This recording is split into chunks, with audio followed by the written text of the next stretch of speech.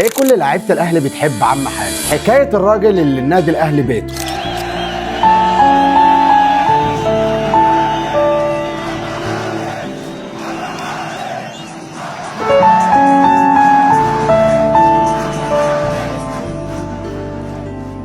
عمرك سألت نفسك ازاي واحد عمره ما لعب كورة بس كل الناس والنادي الاهلي بيعتبروه اسطورة، وفي نفس الوقت واحد ما بيطلعش في التشكيلة لكن لما يكون موجود في النادي الناس بتقابله تسلم عليه ويعتبروه بس هو في الفعل مش نجم، ده عم حارس. عم حارس اشتغل في النادي الاهلي وهو لسه شاب صغير، ما كانش بيحلم يبقى كابتن ولا حتى مدرب، كان نفسه يشتغل في مكان مستقر ويحب الناس اللي فيه والناس اللي فيه تحبه، والنادي الاهلي هو المكان ده. عم حارس ابتدى كعامل بسيط بينظف المدرجات ويفتح الابواب ويحضر قبل اي تمرين، وكان دايما اول واحد بيوصل واخر واحد بيمشي من المكان. الجميل في عم حارس ان هو عمره ما كان بيطلب شهرة، بس الشهرة هي اللي كانت بتروح ليه؟ علشان الراجل ده كان بيخدم الاهلي من قلبه وشاف اجيال واجيال، شاف الخطيب وهو لسه ناشئ وشاف ابو تريكة في اول تمرين له، وما كانش بيفرق بين كبير وصغير، كان شايف الكل ولاده. عم حارس مش بس حافظ اسماء اللعيبه، حافظ اسرار النادي والحلو والمر، وحافظ تاريخ مش موجود في الكتب،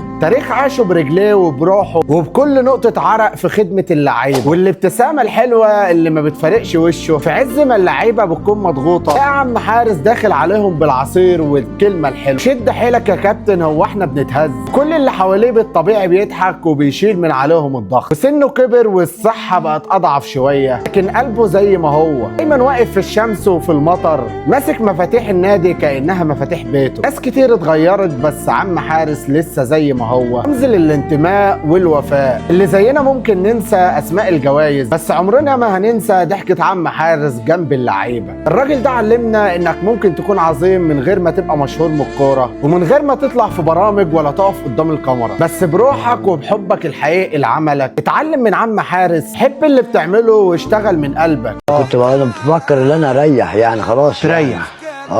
ربنا يديك بس الصحة. الحمد لله، بس مشكور مجلس اداره والكلام دوت بيجددوا له على طول، بيجددوا لك على طول، مش عايزين يسيبوا حاجه اسمها عم حارس، وانا تحت امرهم في اي وقت، مش هسيب النادي الا لما هم يقولوا لي خلاص. فانت مكمل. وسيب البصمه اللي الناس تفتكرك بيها. في النهايه انا عمر عيد، سلام.